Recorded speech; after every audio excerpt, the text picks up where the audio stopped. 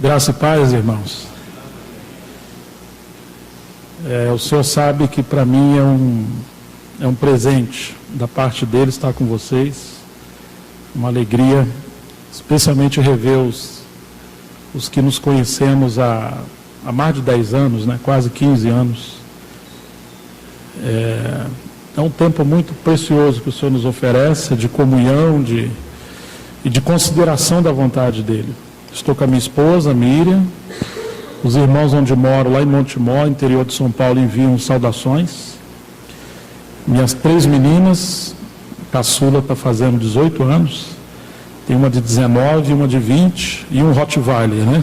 Para ter 3 filhas solteiras. Eu não sei lutar karatê nem kung fu, então adotei um Rottweiler. Vamos abrir a palavra do Senhor. Primeira Epístola de João, capítulo 2, verso 18, primeiramente, onde diz assim: filhinhos, já é a última hora. Como ouviste que vem o anticristo, também agora muitos anticristos têm surgido, pelo que conhecemos que é a última hora. Verso 24. Permaneça em vós o que ouviste desde o princípio. Se em vós permanecer o que desde o princípio ouvistes, também permanecereis vós no Filho e no Pai. Vamos orar. Senhor, nós te agradecemos por o Senhor ter nos reunido nessa noite em torno da pessoa do seu Filho. Nós realmente somos totalmente carentes de Ti, da Tua graça, da Tua unção. Somos incapazes de compreender a Tua palavra, de ouvir a Tua voz, mas nós queremos Te louvar pelo ministério do Teu Espírito, que nos unge, que nos capacita, e por isso nós confiamos esse tempo nas mãos do Senhor. Cubra-nos com o precioso sangue do nosso Senhor Jesus Cristo, e que esse tempo seja um tempo especialmente para que o Senhor obtenha a glória, que a Tua vontade seja feita, que o Senhor fale ao nosso coração. Nós oramos no nome de Jesus Cristo para a Tua glória. Amém. Irmãos, o sentimento do meu coração de ter comunhão com vocês é sobre o encargo de João para a última hora. Nesse verso 18, João, lá no final do primeiro século, porque ele escreveu essa epístola, essas epístolas, 1º, 2º e 3º João, entre o ano 90, 95, e naquele tempo ele já dizia que já era a última hora. Ele menciona isso nesse versículo apenas 2 vezes, só nesse versículo. Já é a última hora, e no final ele diz, pelo que conhecemos que é a última hora, verso 18 do capítulo 2. Aí surge uma pergunta: como sobrevivermos de maneira saudável na última hora? Quais são os desafios, as batalhas, as crises que o povo do Senhor enfrentou no final do primeiro século e que de alguma maneira seria um tipo, uma amostra do que nós enfrentaríamos no final dos tempos?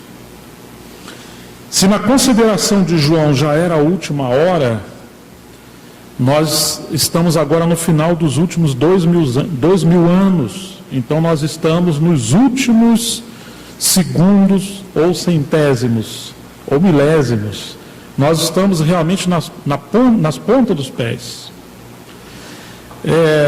Pedro já havia falado na sua epístola que um dia para o Senhor são como 1000 anos e 1000 anos como um dia.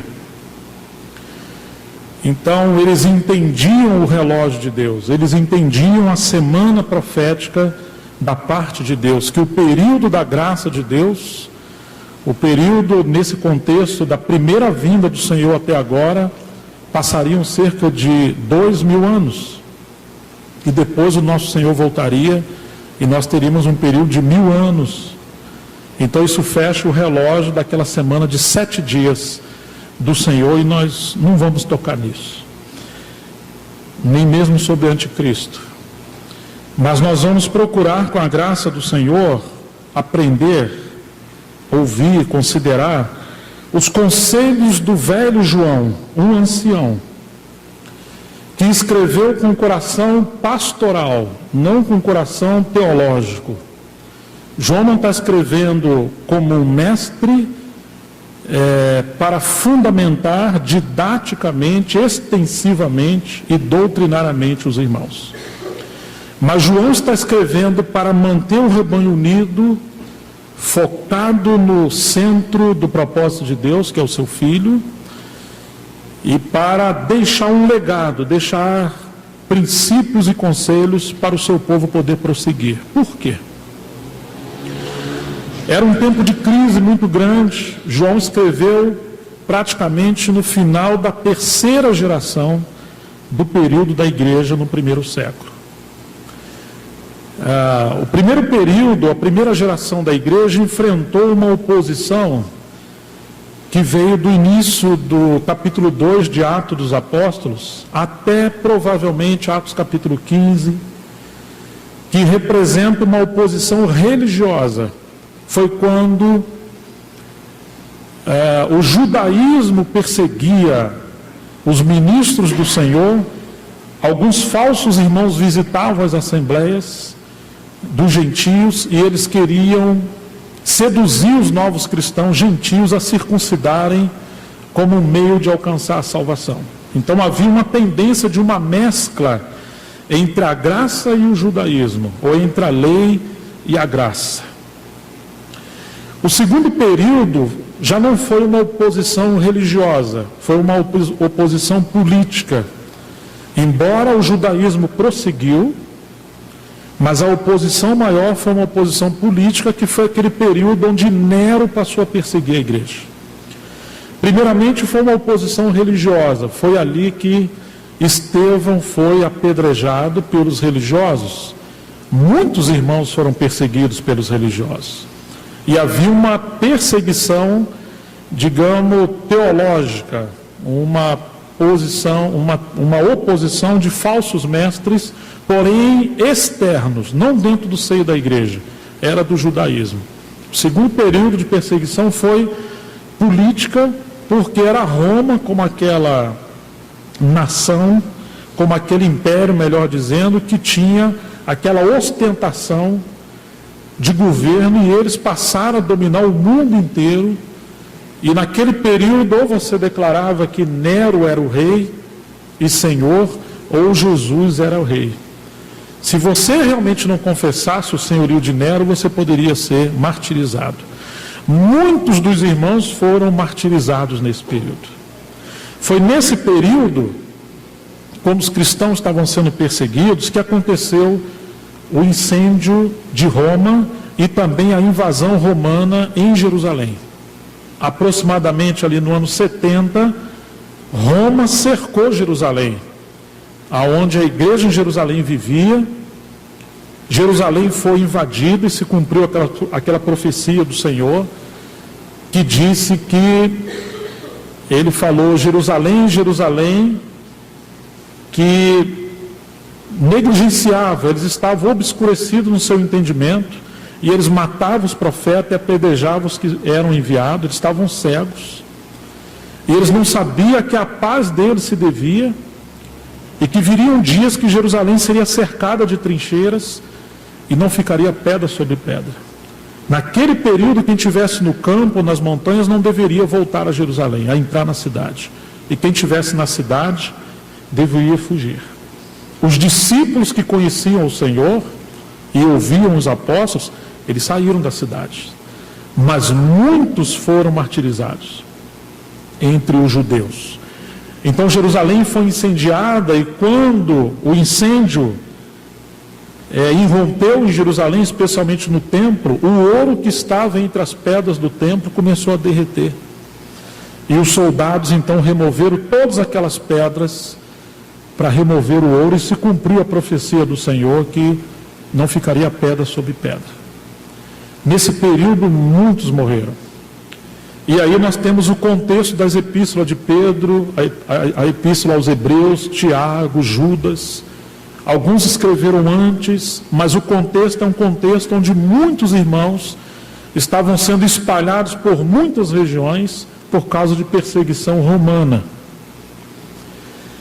E depois desse período, porque no final dele foi quando Paulo foi decapitado, ele fala isso em 2 Timóteo, que ele já estava sendo oferecido como libação sobre o sacrifício, ele sabia que ele seria martirizado. Pedro foi crucificado de cabeça para baixo, Tiago foi martirizado logo ali no capítulo 12 de Atos, bem antes de Paulo. Mas enfim, aqueles apóstolos, aquele colégio apostólico de Jerusalém, eles foram martirizados. Muitos deles morreram, vários deles morreram, e muitos irmãos de peso naquela época também morreram. João foi o único que permaneceu vivo. E entre Paulo e João temos aproximadamente 30 anos. Que Paulo trabalhou ali na Ásia, teve Éfeso como a sua base do seu ministério na Ásia. E no final da carreira de João, ele foi exilado pelo imperador romano, na ilha chamada Patmos. Depois ele voltou, no período de Domiciano. E ele teve um tempo mais confortável, e ele se instalou na cidade de Éfeso. Nesse período bem velhinho, foi quando João está escrevendo as suas cartas. E agora que o João está escrevendo, ele está vendo um cenário de um nível de oposição que de alguma maneira era pior do que a perseguição política romana, que era aquela tribulação exterior. Porque quando havia uma perseguição exterior, os irmãos eram, digamos, desarraigados das coisas da terra, e eles passavam a depender só do Senhor. E eles repartiam tudo o que tinham. Muitos foram para as arenas na época. Mas quando entrou aquele período, no final do primeiro século, onde a perseguição não era tão ostensiva, houve um pouco de mornidão no final do primeiro século. Foi quando João escreveu aquela carta do Senhor à igreja em Éfeso, que estava abandonando, ou que abandonou o seu primeiro amor. E nesse período surgiu um nível de perseguição, que eu chamo de terceiro nível, pior, que é esse que ele vai dizer. Vamos ao verso 18 do capítulo 2. Filhinho, já é a última hora, e como ouviste que vem um anticristo, o anticristo viria no final dos tempos, antes da vinda do Senhor. Mas João fala, também agora muitos anticristos têm surgido. Quer dizer que o espírito do anticristo começou a operar lá naquele período de João, pelo que conhecemos que é a última hora. Mas aqui que está o grave problema. Eles saíram de nosso meio. Vocês estão percebendo? O primeiro nível de perseguição religiosa vem do judaísmo, não de entre os irmãos. O segundo nível é uma perseguição política, externa. Mas esse terceiro nível, ele é mais sutil, porque é algo que diz respeito ao ministério. E ele nasce no seio da igreja. E é uma oposição espiritual. O segundo nível combate o corpo e a mente. O primeiro nível combate a mente, combate a vida da igreja. Mas o terceiro nível é espiritual. Ele é muito mais sutil. E aí João está dizendo, eles saíram do nosso meio. Entretanto, não eram dos nossos, porque se tivessem sido dos nossos, teriam permanecido conosco. Todavia eles se foram, para que ficasse manifesto que nenhum deles é dos nossos. Só que eles conviveram com os apóstolos, andaram com os apóstolos, viviam no seio da igreja. E não se trata essencialmente de irmãos que se apartaram da igreja por alguns problemas, ou pararam de caminhar, ou se dividiram, não. Não é esse o nível, é um nível mais sutil. Ele está falando de pessoas que tinham um cunho ministerial e eles agora romperam com o colégio apostólico e com a verdade, e eles saíram de entre eles e eles agora se passaram a trabalhar como mestres, mas no espírito contrário a tudo aquilo que é de Cristo. Eles ainda visitariam as assembleias, eles ainda tentariam liderar, eles ainda tentariam pastorear, eles ainda seriam, entre aspas, pastores. Irmãos, Paulo já havia morrido, Pedro já havia morrido, Tiago, todos aqueles obreiros de peso que eram colunas da igreja no sentido universal, já haviam morrido. E agora João está no final da sua carreira. E João está vendo o início de uma apostasia mais profunda. E uma crise de ministério apostólico, porque muitos daqueles haviam morrido, uma falta de autoridade da palavra mais expressiva. E você imagina o coração desse pai espiritual que sabe que vai partir. E ele chama os irmãos de filhinhos. Puxa, que situação! Os apóstolos estão indo embora. Já temos uma perseguição religiosa que ainda continuou, porque depois veio o gnosticismo, que também prevaleceu na época de João. Temos um cenário de oposição política ainda diminuído, mas ainda temos. E ainda temos falsos apóstolos e falsos mestres trabalhando no espírito de anticristo. E agora João vai embora. Como caminhar de maneira saudável como igreja? Como preservar os fundamentos? Como permanecer de maneira saudável?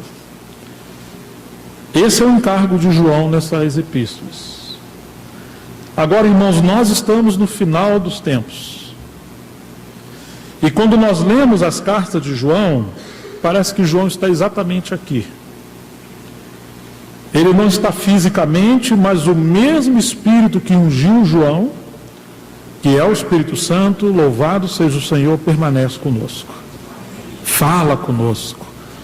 Nos mantém nele. E o próprio Senhor que ungiu João também nos unge com a graça dele, com o Espírito dele, para podermos ouvir o Senhor. Quantos conselhos preciosos João vai dar? O capítulo 3, verso 7, ele diz: filhinho, não vos deixeis enganar por ninguém. 3:7. Está vendo? Não cedam. Não vos deixeis enganar por ninguém. O capítulo 4. Amados, não deis crédito a qualquer espírito. 4:1. Antes, provai os espíritos se procedem de Deus, porque muitos falsos profetas têm saído pelo mundo afora. Mas João, como vamos provar os espíritos, se eles não têm corpos materiais e visíveis? Como é isso? Mas João está dizendo que ele está vinculando os espíritos enganadores com os falsos profetas. E agora ele fala assim: nisto reconhecereis o Espírito de Deus. Todo espírito que confessa que Jesus Cristo veio em carne de Deus, e todo espírito que não confessa a Jesus, não procede de Deus. Pelo contrário, este é o espírito do anticristo, a respeito do qual tendes ouvido que vem e presentemente já está no mundo. Filhinhos, vós sois de Deus e tendes vencido os falsos profetas. Que frase! Como se conhece os falsos espíritos? Pela confissão. É o que ele está dizendo. todo espírito que confessa e todo espírito que não confessa. Em outras palavras, irmãos, a mensagem são meios pelos quais o Espírito ou os Espíritos são transmitidos às pessoas. As palavras são roupagens intelectuais, compreensíveis, de realidades espirituais sutis. A roupa dos Espíritos são as palavras. Nesse contexto aqui, eles seriam infiltrados através de doutrinas, e os portadores deles seriam os falsos profetas. E agora João está dizendo que os irmãos haviam vencidos não simplesmente o pecado e os pecados pela fé na obra da cruz, na graça de Deus, não simplesmente o mundo, não simplesmente a morte e o anticristo, as crises, mas ele aqui está falando de um nível de vitória: vencer os falsos profetas. Você percebe então que o terceiro nível da terceira geração, que é uma oposição espiritual, ela é muito mais sutil, ela é muito mais misteriosa e requer discernimento espiritual, fundamentação na palavra, unidade, unção, para se perseverar no Senhor. E aí, queridos, como começa João, depois disso que nós já temos considerado um pouco do contexto do final do primeiro século? Lembre-se que João está partindo. Eu não estou dizendo que não haveriam e nem existiam outros apóstolos. Claro, entre os 12 todos, com exceção de João, já havia morrido, e João também estaria morrendo, e Paulo também, e outros já haviam morrido, mas ainda haviam Policarpo, Papias, Clemente, Hermas e outros irmãos que foram colaboradores desses apóstolos, de Paulo e de João. Alguns estavam ainda naquele contexto, outros viriam depois, mas de alguma maneira aquele colégio apostólico estava realmente no fim. Porque a primeira companhia de apóstolos, que foram os 12, eles são chamados de apóstolos do Cordeiro. E o encargo deles, especialmente, era lançar fundamentos e pregar sobre a obra do Senhor, a centralidade do Senhor. Do capítulo 13 de Atos para frente, nós temos um segundo nível de ministério apostólico, que são os apóstolos do Espírito Santo ou enviados pelo Espírito Santo. E o Senhor continuaria enviando outros apóstolos do Espírito Santo. Mas enquanto os primeiros são apóstolos que lançam fundamento, é claro que Paulo também lançou fundamento, mas as prerrogativas daqueles que vieram enviados pelo Espírito Santo trataria da edificação da casa do Senhor. Então nós temos fundamento e edificação. Edificação sobre o fundamento lançado. Oh, irmãos, mas quanto combate em relação a fundamento e quanto combate em relação à edificação. Porque quando se trata de fundamento, trata-se por um lado de doutrina, ou seja, de verdades centrais da fé. E por outro lado, trata-se da pessoa e obra do Senhor, que essas verdades centrais apontam. E quando se fala da edificação, fala-se do aspecto pastoral, administrativo, no tocante a governo. Fala-se de vida de igreja, fala de edificação, de normalidade. Nós precisamos caminhar com as duas coisas. Nós precisamos de palavra profética, que nos aponta o caminho, de acordo com a verdade de Deus, e mostra para onde nós estamos indo. E esse é o trabalho dos profetas, que tem o querigma de Deus, e dos mestres que nos instruem pelo didaquê, pela doutrina. Mas nós precisamos de pastores que apacentam o rebanho e mantenham a unidade. Quando vemos o final do primeiro século, todas essas coisas estavam em confronto. E aí nós vamos encontrar que, porque era uma crise no cenário geral, João não fala de ordem exterior da igreja, no tocante a reuniões, a diaconia, a presbitério, a liturgia, a normalidade. Quando se perde realidade, a vocação, a convocação é voltar à essência, voltar aos princípios.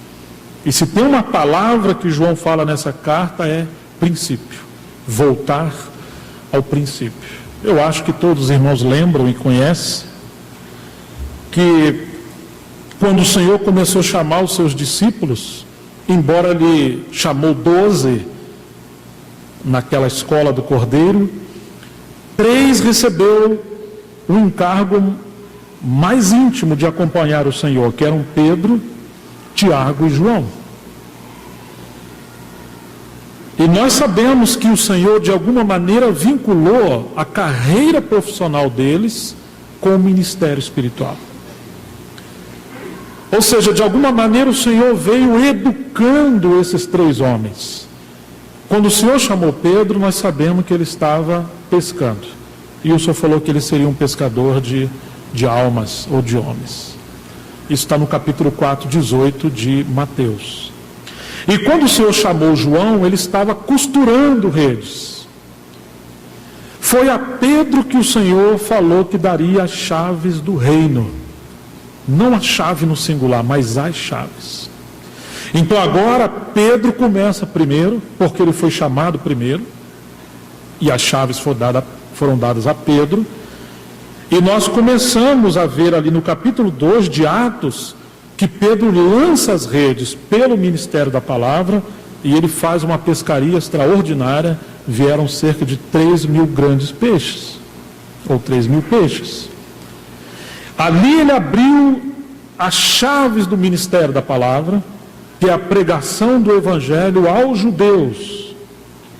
Mas a ordem do Senhor é que eles deveriam permanecer em Jerusalém. Mas só em Jerusalém? Não. Eles deveriam ir para a Judéia, Samaria e até aos confins da terra, que no mundo antigo era Roma. Mas por questões de herança judaica, os irmãos ficaram confinados em Jerusalém. Naquele período havia um tripé da religião judaica: a lei de Moisés, o templo em Jerusalém e Moisés. Quando o Senhor curou aquele cego de nascença em Atos 9, e eles perguntam àquele cego quem o curou e se ele foi curado, e o cego responde de maneira muito clara. Chega uma hora que o cego fala: vocês querem ser discípulo dele? Ele falou: não, discípulo dele sejam vocês. Nós somos discípulos de Moisés. Passaram-se cerca de 1.600 anos entre Moisés e a vinda do Senhor. E tudo aquilo que o Senhor fez no Velho Testamento era uma tipologia que apontava para Cristo. Moisés era um tipo de Cristo, o templo era um tipo de Cristo. E todo aquele ritual e a liturgia da lei eram tipologias do sacrifício, pessoa e obra do Senhor na igreja. Eles ficaram com a tipologia e não com a realidade. O fim da lei é Cristo, mas para eles o fim da lei nunca havia chegado. Então o Senhor teve que permitir uma grande perseguição em Jerusalém. Mataram Estevão, depois mataram Tiago. E no ano 70 destruíram o templo, para eles entenderem que o verdadeiro templo é a pessoa do nosso Senhor. Quando o Senhor falou: eu vou derrubar esse santuário, ou esse templo, eu vou reedificar ele em 3 dias, como sinal que ele faria, ele não disse que ia reedificar o templo de Jerusalém, mas ele está falando da sua ressurreição. E nós seríamos batizados pelo Espírito Santo para dentro de Cristo, que é esse corpo místico do nosso Senhor. Essa é a casa de Deus de verdade.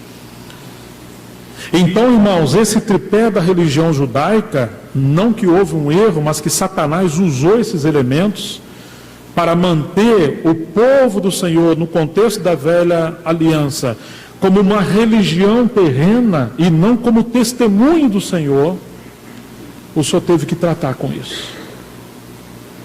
E agora, o Senhor permite uma perseguição, e de alguma maneira, Pedro chegou às terras dos gentios, e ele chegou em Jope, e ele estava hospedado na casa de um Simão, ali no capítulo 10 e 11 do livro de Atos. Nós sabemos que ele teve uma visão, um êxtase, por volta da tarde, de 3 horas da tarde, ou meio-dia, perdão. Ele viu aquele lençol vindo do céu, amarrado pelas 4 pontas, cheio de animais, répteis e quadrúpedes, toda espécie de animal imundo. E uma voz do céu lhe falou: Pedro, mata e come. Você lembra que Pedro respondeu? Não, Senhor, porque nunca comi coisa comum ou imunda. Que paradoxo. Se Jesus é o Senhor e Pedro é um servo, como ele fala não para o Senhor? Então você vê que há um choque entre o contexto religioso que Pedro foi condicionado em toda a sua história como judeu, e essa voz do Senhor. Ele foi treinado desde a infância para não comer coisa comum e imunda. E agora, irmãos, nós vemos que a visão era estranha, mas a voz era clara. E Pedro vai ter que escolher entre ficar com a tradição ou com a voz do Senhor. E isso se repete por 3 vezes. O que o Senhor estava fazendo com Pedro? O Senhor estava mudando a fase, o estágio do ministério dele e o estágio da obra de Deus. Pedro estava na casa de um Simão curtidor. Naquele contexto, essa profissão era considerada imunda. Esse Simão curtidor vivia perto das águas de Jope. O cheiro era insuportável no seu trabalho, porque ele pegava as peles dos animais recentemente mortos e virava pelo avesso e tirava aquele resto de carne apodrecida. Ele tinha que lavar, ele tinha que cortar, depois colocar essas peles para ser curtida no calor do fogo, para elas ficarem flácidas, flexíveis. E depois disso, ele faria então odres novos e faria outros elementos de couro. O Senhor já havia falado para Pedro e para os demais: vinho novo se põe em odres novos. Quando o Senhor falou isso, haviam 2 tipos de odres na época do Senhor. Um que vinha de Hebrom, e esse odre suportava muito mais pressão e não se rompia facilmente. E alguns odres que vinham de mercadores, quase como as nossas lojas de R$ 1,99 que nós temos hoje. É tudo bonitinho, né? Vem quase tudo da China e do Paraguai, mas não aguenta a pressão. Hebrom, no Velho Testamento, que é aquele lugar onde Caleb e Josué quis herdar quando eles entraram em Canaã, fala do ponto mais alto da conquista de Deus, que representa o pico da comunhão de Deus com o seu povo. Não uma comunhão individual com alguém, mas um testemunho do povo do Senhor como habitação de Deus. E você lembra que lá em Hebrom nós temos 3 gigantes, que eram os piores gigantes daquela época. Então, quanto mais a obra do Senhor vai sendo conduzida coletivamente para um nível maior de maturidade, maior é a oposição do inimigo. Tinha algumas cidades ali. Nós encontramos a cidade de Luz, que representa a revelação. E nós encontramos Betel, que representa a casa de Deus, na base da revelação. Mas Deus quer Hebrom. Ele quer que na casa seja cheia de luz, mas uma comunhão orgânica, coletiva, onde ele seja tudo em todos. Irmãos, e ali está Pedro. Um anjo visita Cornélio, um centurião da corte italiana. e fala: manda homens lá chamar Simão por sobrenome Pedro, que está na casa de Simão curtidor. Ou seja, cuidado que são 2 Simões. E aquilo que Simão curtidor está fazendo com aquelas peles representam o que Deus faria com aquele servo dele, e de maneira aplicativa o que Deus faz com todos os seus servos. Pedro já era um apóstolo, Pedro era um homem de Deus, a sombra de Pedro curava, ele era um homem da palavra, mas Pedro ainda estava cheio de si. Pedro precisava ser virado pelo avesso, havia resto de carne que precisava ser tratado, e ele precisava ficar no calor do Espírito Santo para se tornar um novo odre, porque isso seria o resultado do ministério de Pedro. Muitas das vezes nossas assembleias são o resultado dos ministérios. Se temos misturas, teremos igrejas misturadas. E o Senhor precisa nos purificar no fogo da tribulação, da disciplina, da cruz. Ele sabe como lidar com cada assembleia e com cada um dos seus servos. Oh, irmãos, muitas coisas nós não entendemos, mas o Senhor sempre nos ama e nada fugiu do seu controle. E ali estava Pedro. Ele precisava usar a chave da palavra para abrir a porta do evangelho aos gentios, e ele só usou para pregar aos judeus no capítulo 2. E agora os soldados chegam da parte de Cornélio, aquele centurião da corte italiana, e eles estão chamando Pedro, e o Espírito Santo teve que falar algo para Pedro. Ô Pedro, tem uns homens aí te procurando, vai sem perguntar coisa alguma, ou seja, fica quieto. Ah, irmãos, às vezes nós temos tanta dificuldade de ficar quieto. Nós argumentamos e falamos e discutimos e estamos cheios de razão, de argumento, só fala, só obedece. E lá foi Pedro então na casa daquele Cornélio, e olha como que ele entra. Vocês sabem que não é lícito ou conveniente um homem judeu entrar na casa de gentio e comer com eles. Em outras palavras, vocês são tudo raça de animais imundos. Mas não sei o que deu no Senhor, ele falou para mim não considerar imundo ou impuro que ele purificou. Agora eu estou aqui, o que vocês querem? Ô irmãos, que homem bravo, não é, rapaz? Você já reparou? Bravo. Pedro era assim. Andar perto de Pedro não era fácil. Graças a Deus que tinha João. Ainda que João, que era o mais manso, foi chamado filho de trovão, porque um dia ele quis tacar fogo nos samaritanos e causar um genocídio ali em Samaria. Mas ele era o mais mansinho, né? Deus sempre tem que colocar alguém mais manso perto de um Pedro, senão não sobra nada. Ele brigava até com o Senhor. E ali Pedro abriu a palavra aos gentios, e o Senhor salvou muitos dos gentios. E depois que Pedro avança nessa direção, Deus introduz uma nova fase no ministério, que é o ministério de Paulo. E nós não vemos mais Pedro como aquele que levava, digamos, a linha de frente do ministério da palavra. Isso não significa que o ministério de Pedro cessou, mas significa que o ministério de Pedro atingiu o clímax do encargo ou da parte que Deus confiou a ele. Então agora Deus introduz uma outra escola ou uma outra linha de ministério, que enquanto Pedro, isso está em Gálatas 2, recebeu o apostolado para os judeus, Paulo recebeu pela graça de Deus o apostolado para os gentios. Então enquanto Pedro trabalhou mais na Palestina, Paulo percorreu até os confins da terra.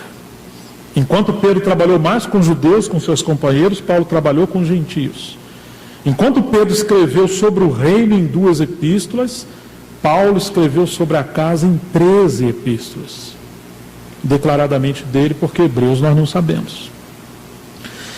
E aí, irmãos, Deus introduziu uma nova fase no ministério. Mas que interessante, quando o Senhor chamou Pedro, ele estava pescando. E quando o Senhor chamou Tiago e João, eles estavam costurando redes. E depois ele chamou Paulo, que o ofício de Paulo era fazer tendas. Então, do ministério de Pedro, como evangelista ou pregador do evangelho, nós imediatamente pulamos para o ministério de Paulo. Mas se você atentar bem, entre o capítulo 11, 10 e 11, e o capítulo 13, ou seja, entre Pedro e Paulo, nós temos o capítulo 12. E você se lembra o que aconteceu no capítulo 12? Quem estava lá no capítulo 12? Quem é? Peguei vocês, né? Pode falar alto aí, quem que estava? O que aconteceu no capítulo 12?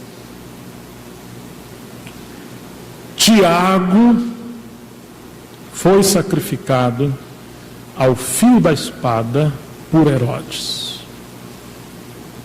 Esse Tiago é um dos 12 que se tornou um dos 3, Pedro, Tiago e João, que o Senhor treinou de forma mais profunda para o ministério. Ou seja, irmãos, enquanto Pedro era um pioneiro, e Deus usaria Pedro de forma extraordinária e usaria João também, Deus usou Tiago da mesma maneira. A questão é que nós temos a tendência de tentar migrar de avivamento para a edificação. O que eu quero falar com avivamento? É que em todo lugar, quando Deus começa a sua obra, começa com pregação do Evangelho, às vezes com milagres, sempre usando evangelistas ou apóstolos, e nós temos um avivamento. Demônios são expulsos, pessoas são curadas, pessoas se convertem, temos milagres de transformação de vida. É uma fase que, se alguém der um aleluia, todo mundo está chorando. Temos muitos dons. E aí vem aquele período de ministério da palavra para edificar os irmãos.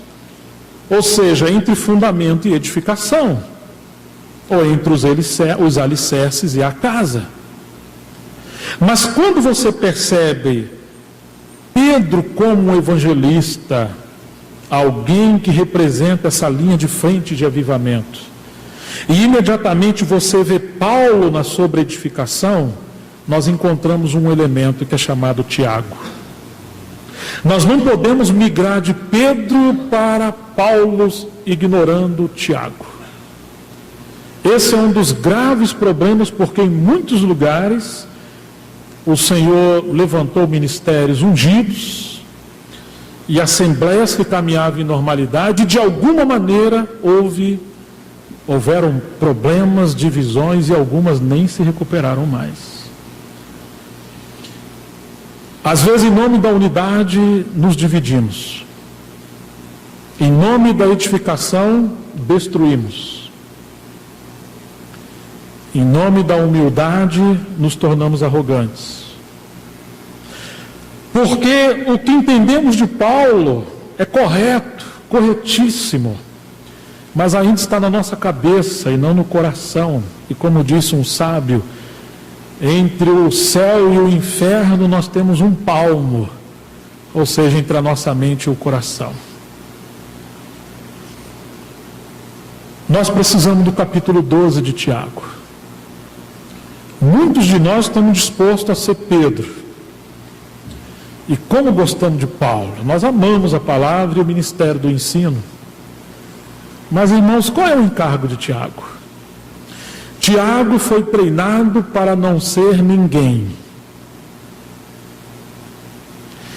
Tiago foi treinado para morrer.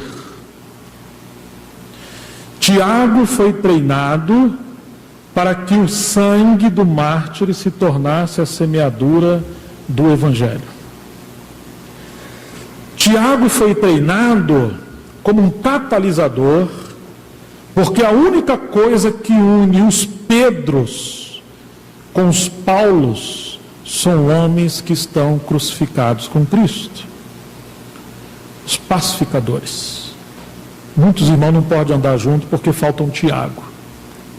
Tiago representa a cruz, Tiago representa a disciplina, Tiago representa despojamento, Tiago representa aquele espírito de abnegação para que a obra de Deus prossiga.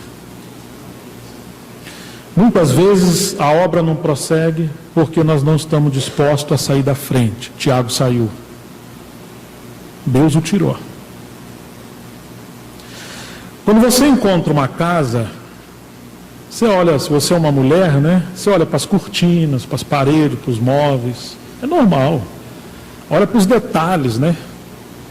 Os homens olham para a estrutura, né? Se você vai comprar uma casa, um apartamento, você está de olho na estrutura, né? Porque janela, porta, essas coisas você pode arrancar, botar de novo, mexer, até quebrar a parede, mas a estrutura não. Mas, irmãos, o que é interessante é que tem coisas numa casa que você nunca vai ver. São os fundamentos e quase sempre as colunas. Elas não estão em evidência. Tiago representa aquele ministério que não aparece, mas que sem ele a casa não fica de pé. Ok? Aí está Tiago. Deus treinou Tiago 3 anos e meio para isso. E então, irmãos, não se pode migrar do estágio de Pedro para Paulo se a gente não encontrar Tiago no meio do caminho. Eu sei que você gosta muito de Paulo. Eu também gosto. Mais cedo ou mais tarde nós encontramos Tiago no meio do caminho. Não teve motivo plausível para o martírio de Tiago. Ele não cometeu pecado, ele não fez nada. Mas Deus é soberano. Às vezes nós não entendemos circunstâncias na nossa vida, mas de alguma maneira estamos encontrando o período de Tiago no nosso caminho. Nós vamos encontrar ele de vez em quando, até a gente estar disposto a não ser nada, para que ele seja tudo em todos. Irmãos, Deus chamou um pescador que é Pedro, um fazedor de tenda que é Paulo, e 2 costuradores de rede. Presta atenção nisso. O trabalho de costurar redes é 2 vezes mais intenso e meticuloso do que pescar e fazer tenda. Ok? É verdade.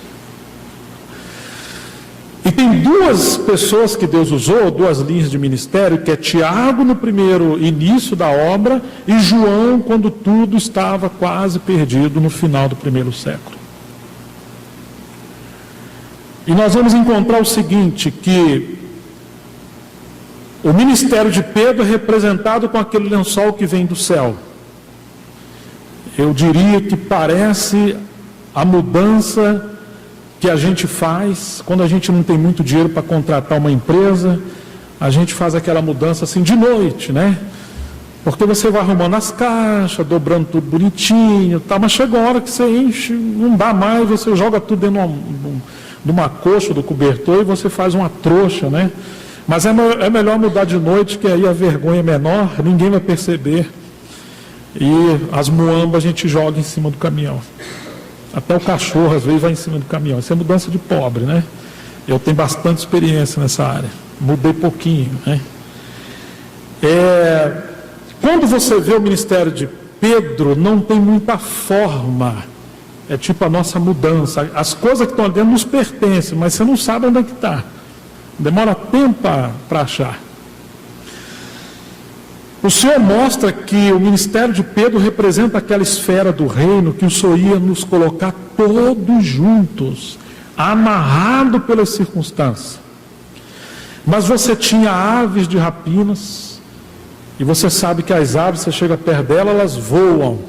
Tem irmãos que é assim, estão num galho, amanhã quer estar em outro. É só você tentar tratar com eles, aconselhar, disciplinar, exortar, eles não ficam. Naquele ambiente de Pedro ali tem serpente, tem animais imundos, tem bestas feras, tudo isso representa você e eu, somos nós. Você nunca reparou que de vez em quando escorre um veneninho aqui no canto da nossa boca? Quando a gente fala coisas que não deveria falar de pessoas, de irmãos e etc. Isso representa a nossa humanidade como gentios, mas Paulo pegaria essa tenda, essa trouxa, essa coisa de Pedro conosco que o Senhor salvou. Está tudo ali, de vez em quando a gente briga ali dentro, ali, né? E Paulo nos levaria a Romanos, que mostraria a obra da cruz, dizendo que agora nós somos novas criaturas, e ele trabalharia o caráter de ovelha ou do cordeiro em nós, para que o nosso velho homem que foi crucificado com Cristo ficasse para trás. E aí dessa coisa, desse lençol amarrado de Pedro, Paulo tinha o trabalho de transformar numa tenda para a habitação de Deus. Então a ênfase de Pedro é o reino, a ênfase de Paulo é a casa, e a ênfase de João é a família de Deus. Por isso que João fala de pais, jovens e filhinhos. E ninguém tratou mais de casa do que Paulo. E Tiago representa a disciplina. É muito interessante que o primeiro Tiago morreu no capítulo 12, mas Deus levantou um outro Tiago para escrever uma epístola, que foi irmão do Senhor. E quando você lê a epístola de Tiago, você vai ver que o caráter dela é disciplina. Disciplina para gerar maturidade.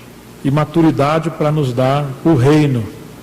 Esse é o assunto da carta de Tiago, que não é o primeiro Tiago entre os 12, mas é o irmão do Senhor que se converteu depois da ressurreição de Cristo. Mas a gente percebe aqui, irmãos, esses 4 homens, Pedro, Tiago e João, que representam 4 linhas de ministérios que se complementariam em todo esse primeiro século e representariam frentes ministeriais, de maneira que todos aqueles que servem ao Senhor no ministério permearia de alguma maneira o caminho dessas linhas, de uma maneira ou de outra. Mas que o segredo foi que o Senhor vinculou essas linhas de ministérios e complementou essas linhas de ministérios. Quando nós chegamos em Gálatas, Paulo falou que ficou muitos anos sem ver os irmãos em Jerusalém, especialmente as colunas, mas no capítulo 2 de Gálatas, ele diz que por uma revelação, em obediência ao Senhor, ele foi a Jerusalém, com Barnabé e Tito.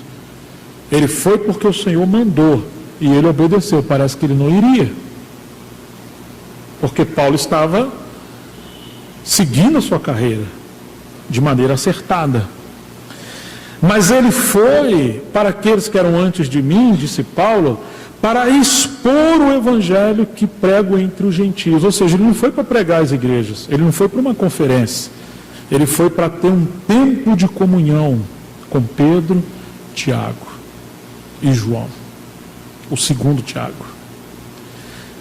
E eles ali foram conferir o que eles estavam pregando, se examinar no Senhor, e depois que eles reconheceram a graça de Deus em Paulo, diz as Escrituras que esses 3 apóstolos, Pedro, Tiago e João, deram a destra de comunhão a Paulo e o abençoou para que ele fosse aos gentios como eles foram agraciados por Deus para ir aos judeus.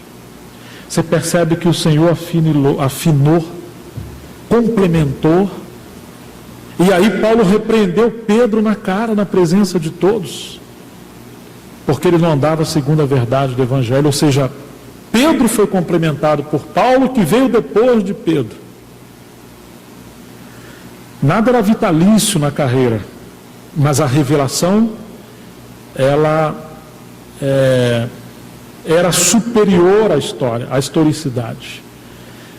Começa com Barnabé, depois vem Barnabé e Paulo, e depois vem Paulo e Barnabé, de alguma maneira, sumiu em um determinado tempo. Ou seja, irmãos, Deus sempre vai manter fresca a sua luz da verdade, e as pessoas mais usadas por Ele serão aqueles que, de fato, manterem clareza e tiverem revelação do Senhor. Paulo corrigiu Pedro. E na segunda epístola de Pedro, ele diz que haviam pontos difíceis de interpretação que o amado Paulo escreveu, chamou Paulo de amado. Ele reconheceu Paulo, os quais os indoutos torcem para a sua própria perdição. Ele reconhece que há pontos delicados ou profundos na carta de Paulo. Em outras palavras, ele reconhece o ministério de Paulo, ainda que Paulo veio depois de Pedro. E eles se complementaram, e nós temos então a complementação ministerial e o cânon do Novo Testamento se complementando e se encerrando em João. E aí nós temos, irmãos, a ênfase de Pedro como reino, a de Paulo como casa e a de João como família. Só que Paulo leva adiante, do capítulo 13 adiante, e ele morre aproximadamente pelo ano entre 64 a 68, e agora nós temos aproximadamente 25 a 30 anos depois de Paulo até João. E quando João olha o cenário da igreja, se cumpriu o que Paulo falou, porque ele diz: me abandonaram todos que estavam na Ásia. O que aconteceu? As redes do ministério se romperam. Abandonaram Paulo. E ele começa a citar companheiros de ministério que se desviaram e foram embora. Alexandre Latoeiro e outros. No capítulo 20 de Atos, no verso 17, ele de Mileto manda chamar os anciãos de Éfeso. E no verso 28 ele diz: olhai por vós e por todo o rebanho, sobre o qual o Espírito Santo vos constituiu bispo, porque eu sei, o rebanho que ele comprou com o seu próprio sangue, Deus comprou, ele reconhece a divindade de Jesus Cristo. Eu sei que depois da minha partida, ele fala que viriam lobos vorazes, ou seja, ele vem do lado de fora, tentando entrar na Assembleia para destruir o rebanho. Até aí é incompreensível. Mas ele fala assim: e que dentre vós mesmos, falando dos presbíteros, se levantarão homens, se tornarão perversos. E eles vão falar coisas perversas para atrair os discípulos após eles. Você percebe, irmãos, que não seria apenas um combate de fora, mas que Satanás faria uma obra dentro da Assembleia em Éfeso, onde Paulo ficou mais de 3 anos e entregou todo o conselho de Deus. E agora, quando João chega, o que Paulo profetizou no capítulo 20 de Atos havia se cumprido. Tanto que a Timóteo, na primeira carta, ele fala da casa de Deus, da igreja como casa de Deus. Mas na segunda carta ele fala que numa grande casa há vaso de honra e de desonra. Algo Satanás fez, que já havia muitas misturas ali. Então quando vem João está encontrando essas redes rompidas. E João vai partir. E todos os apóstolos já haviam morrido.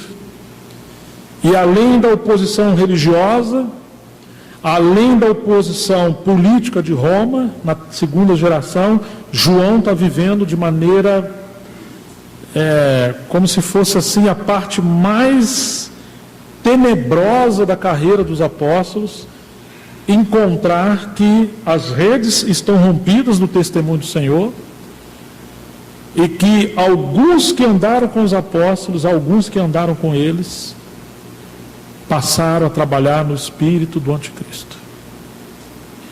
Irmãos, e as redes que começaram com Pedro e passaram nas mãos de Paulo, agora estão rasgadas. E João vai ter que costurar essas redes.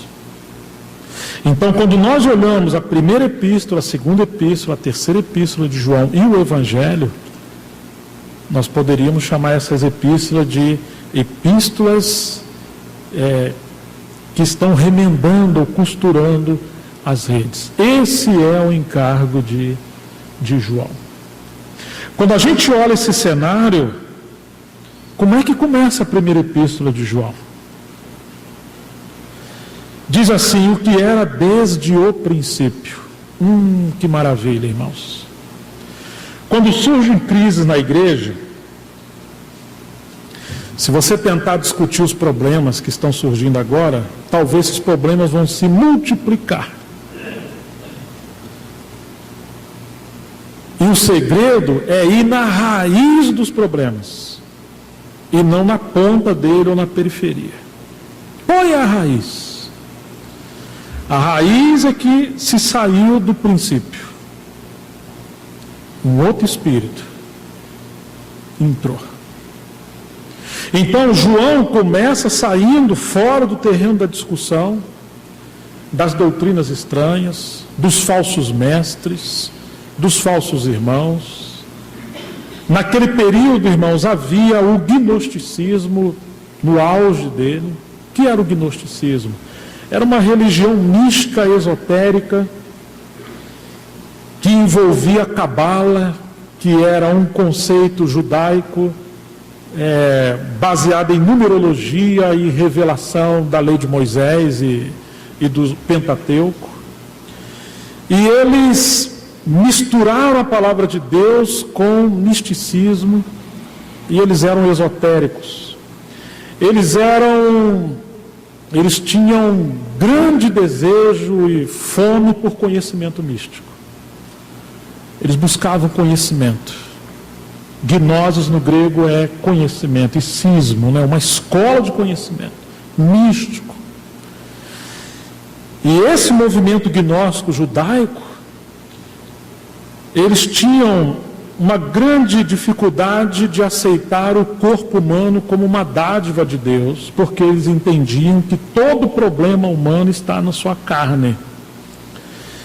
De fato, a lei do pecado e da morte está na carne, mas o homem e a mulher, o seu corpo, é templo do Espírito Santo.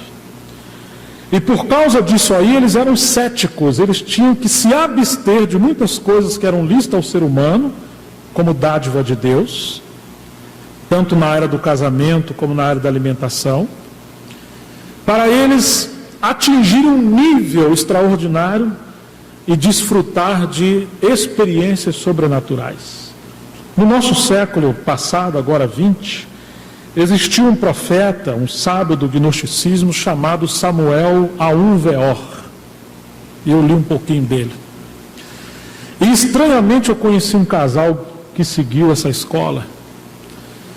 E eles falaram assim: olha, Gerson, na minha casa, a gente assim está num nível tão alto, vou usar minhas palavras, que a gente se abstém da vida íntima de homem e mulher, de um casamento, a vida sexual, porque nós entendemos que isso ajuda a gente a liberar o espírito. E a gente agora tem um nível de conferência, mas ela não acontece na terra, ela acontece nos céus, sabe? E só vai quem atingiu esse nível. Você vai por uma projeção astral de alma e de espírito. Meu Deus do céu! E as pessoas entraram nisso. Então, nessa época já havia o gnosticismo, por isso que eles não criam que Jesus veio em carne. Eles queriam dividir a humanidade da divindade de Jesus. E agora, o que João faz? João começa a sua carta voltando ao princípio. Irmãos, aqui está o segredo de João. Como se começa a costurar redes? Voltando ao princípio. Voltando ao princípio daquele que era. Como é que começa o Evangelho de João? No princípio era o Verbo. João está escrevendo no final do primeiro século. O Verbo era Deus. O Verbo estava com Deus. E agora ele fala o que era desde o princípio. Você vê que nos escritos de João, ele volta e está nos trazendo a essência. Qual é o princípio de João? O princípio de João é nos trazer de volta ao princípio de Deus. São desses irmãos que nós precisamos, desses ministérios no final do primeiro século. Aonde nós nos distanciamos, falando no sentido geral da igreja, tanto do evangelho do Cristo crucificado, da centralidade de Cristo, das verdades centrais, do propósito eterno de Deus, que o chamado hoje é voltar, convocar o povo para voltar. O que era desde o princípio, o que temos ouvido, o que temos visto com os nossos próprios olhos, o que contemplamos, e as nossas mãos apalparam com respeito ao verbo da vida. João não perderia tempo. Interessante que nessa época, os gnósticos excluíam as pessoas que eles entendiam que não tinham um conhecimento mais elevado. Eles eram exclusivistas. Paulo falou um pouco, os judeus pedem sinais e os gregos buscam conhecimento. Já em Corinto havia isso, essa sutileza. E nós devemos ter muito cuidado, irmãos, para não sermos como gnósticos, amarmos de maneira desequilibrada o conhecimento, ao ponto de nos contentarmos com o conhecimento e não com a revelação de Cristo em nós. Não podemos ser uma assembleia cheia de conhecimento e pobres da revelação de Cristo. O conhecimento incha e o amor edifica. Ou seja, irmãos, o conhecimento só faz sentido se ele nos levar a ser mais parecidos com Jesus, a sermos a casa de Deus como sua habitação. O conhecimento não pode ter um fim em si mesmo. O propósito de Deus não é nos dar conhecimento, mas o seu Filho. Porque senão nós passaremos a nos desintegrar pelo conhecimento e a criarmos escolas ministeriais e nós vamos querer, eu prefiro mais Pedro, e eu prefiro mais Paulo e assim sucessivamente. Ao ponto que teremos assembleias que quem gosta mais de conhecimento vai para o lugar tal e quem não gosta vai para o outro, que é mais avivada. Mas não é assim que o Senhor planejou a sua igreja e nós precisamos orar para que o Senhor nos complemente ministerialmente, para sermos equilibrados e enriquecidos com toda a plenitude do nosso Senhor. Irmãos, a vida se manifestou e nós a temos visto e dela damos testemunho. E vou-lhe anunciamos a vida eterna, a qual estava com o Pai e nos foi manifestada. O que temos visto e ouvimos, anunciamos também a vós outros, para que vós igualmente mantenhais comunhão conosco. Ora, nossa comunhão é com o Pai e com seu Filho Jesus Cristo. Estas coisas, pois, vos escrevemos para que a nossa alegria seja completa. A vida se manifestou. João está mostrando, irmãos, que só há realidade quando há vida. É uma carta trazendo o povo de Deus de volta à comunhão, mas a comunhão é na base da vida, não no conhecimento. Claro que temos a verdade aqui em João. É a vida que procede da verdade e a verdade que procede dessa vida. É a palavra dessa vida, como o anjo falou a Pedro lá em Atos. Ide ao templo e anunciai todas as palavras dessa vida. Mas a vida estava se perdendo. O povo estava se desintegrando nesse período. Quando não há vida, não há comunhão. Quando não há vida, nada vai sustentar os nossos programas. Nós vamos criar muito sistema para tentar nos manter como igreja. Só a vida nos atrai, só a vida corrige, só a vida encabeça, só a vida produz ministérios, só a vida suscita harmonia nos casamentos, na família, entre os anciãos.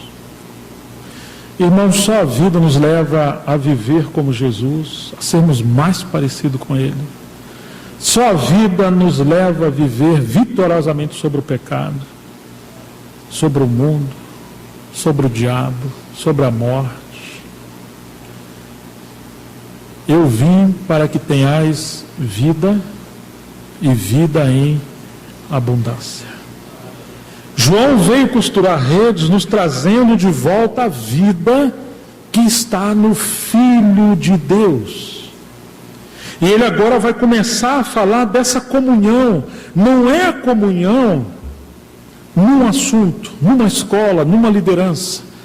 É a comunhão do Pai com o seu Filho, no Espírito Santo, a qual nós fomos chamados. Essa comunhão inclui todos os filhos de Deus, sem acepção. Para isso fosse chamados, disse Paulo aos Coríntios no capítulo 1, verso 9, para a comunhão do seu Filho Jesus Cristo. Ou seja, irmãos, que a igreja, segundo o ponto de vista de Deus, é a extensão da comunhão da Trindade. A igreja é o ambiente onde Deus compartilha com os homens, pelo Espírito Santo, o que na eternidade apenas as 3 pessoas da Trindade compartilhavam. Você se lembra de Mateus 16? Quando Jesus, andando com eles ali nas regiões de Filipos, pergunta: o que diz os homens ser o Filho do Homem? Cesareia de Filipos. Uns dizem que tu és João Batista, ou alguns dos profetas que ressuscitou, quem sabe Jeremias. E vós quem dizeis que eu sou? Porque esse era um conceito religioso. Mas e vocês? Quem vocês falam que eu sou? Irmãos, o senhor faz uma pergunta que nenhum deles podia responder. Porque ele já havia falado em Mateus 11, 25, que ninguém conhece o Pai senão o Filho. E ninguém conhece o Filho senão o Pai e aqueles a quem o Pai o quiser revelar. Então o Senhor faz uma pergunta aos discípulos que eles não podem responder por eles mesmos. E agora? E agora que Pedro toma a palavra e diz: tu és o Cristo, o Filho do Deus vivo. E o Senhor fala: bem-aventurado és tu, Simão Barjona, porque não foi carne e sangue que tu revelaram, ou seja, não foi uma dedução lógica sua, mas o meu Pai que está nos céus. Estou lembrado disso.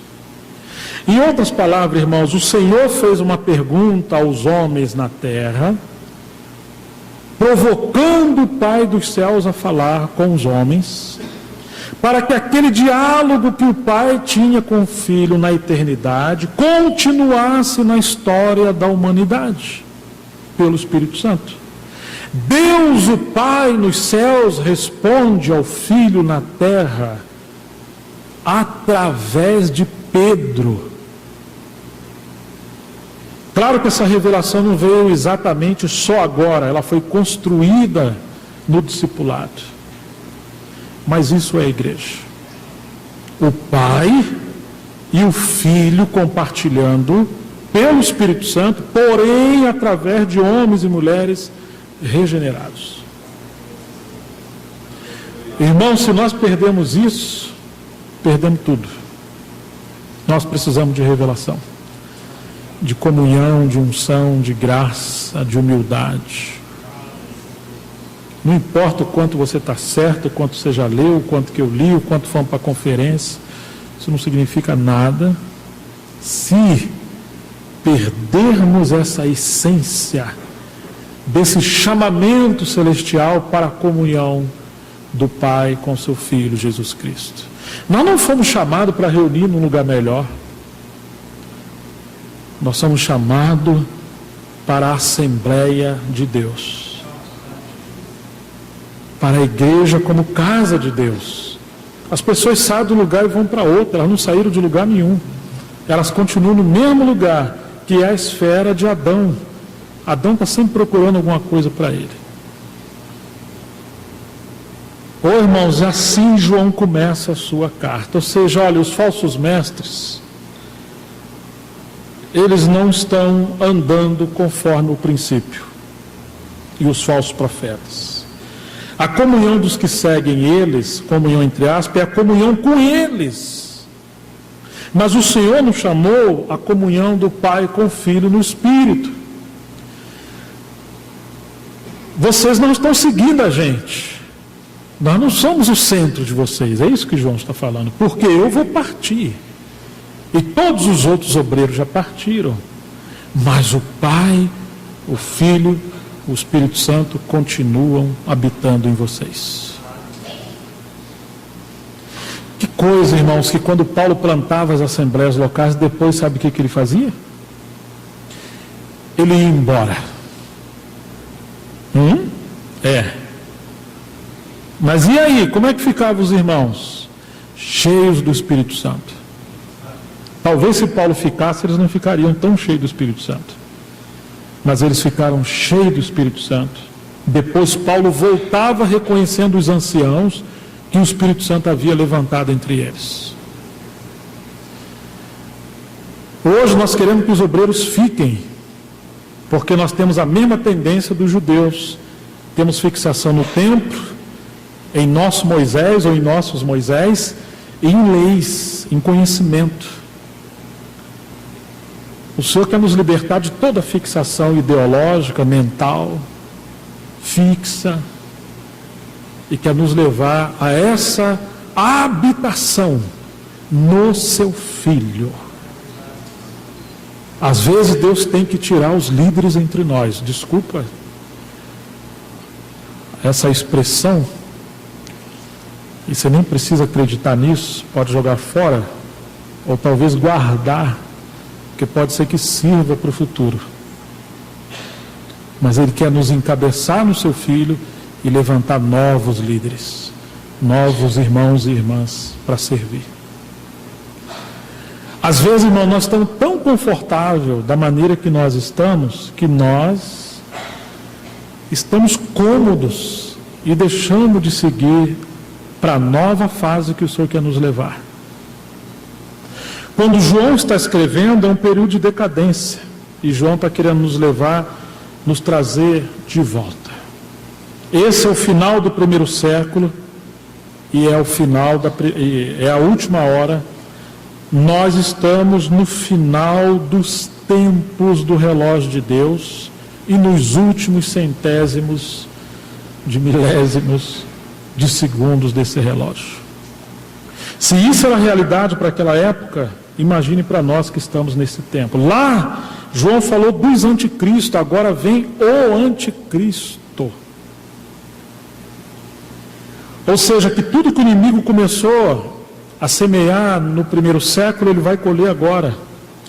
Assim como o nosso Senhor, como noivo que está sendo gerado, amadurecido no seio da igreja para vir, para voltar, o inimigo também está no meio das civilizações, unindo política, economia e religião, preparando as civilizações globalizadas para estabelecer o reino do anticristo. Nós estamos no finalzinho de tudo. E a gente vai seguir vendo, se o Senhor nos der essa graça, os demais textos de João, como que João aconselhou a permanecermos de maneira vitoriosa no meio desse contexto aonde as redes foram rompidas, a realidade espiritual estava se perdendo, havia escassez de ministros sérios da palavra, de homens comprometidos com a verdade, e havia um gnosticismo, falsos profetas, decadência. Que se João transmite mais conhecimento, o problema iria aumentar, como aconteceu com a igreja em Corinto. Vocês já estão enriquecidos em todos os dons, conhecimento, de maneira que não falta nada, nem ministérios. Como é que você vai ajudar uma igreja como essa? E a resposta disso está em 2 Coríntios. Agora João também, ele não podia dar mais nada. João só podia trabalhar para trazer o povo de volta a essas realidades da pessoa do Senhor, da vida do Senhor, do princípio, da verdade de Deus, da unção do Espírito Santo. E isso era a maneira de João costurar para restaurar o testemunho do Senhor.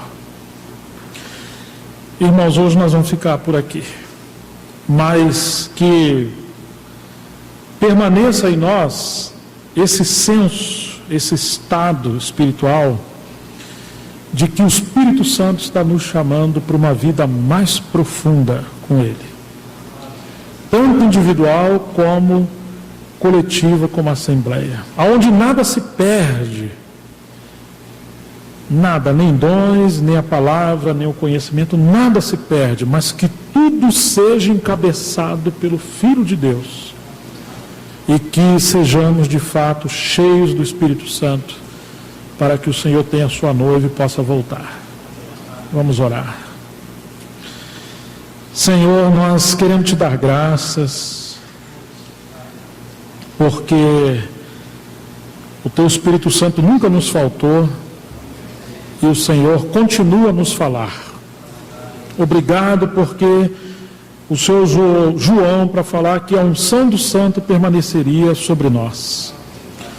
E que ninguém ia precisar nos ensinar coisas novas, porque Ele nos ensinaria acerca de todas as coisas. E como Ele é verdade, e a sua unção é verdadeira, ela nos ensina a permanecer nele. Nós queremos te adorar, Senhor, e pedir-nos, capacita a permanecer nele, a valorizar tudo que é do Senhor. Ó Deus, obrigado por estarmos juntos aqui, como assembleia reunida, e que teu Espírito Santo possa continuar nos sustentando e nos conduzindo.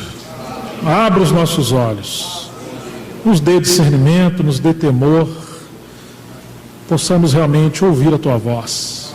Nos guarde nesses dias, para que seu propósito seja levado adiante. Em nome de Jesus, para a tua glória. Em nome do Senhor Jesus. Amém, irmãos.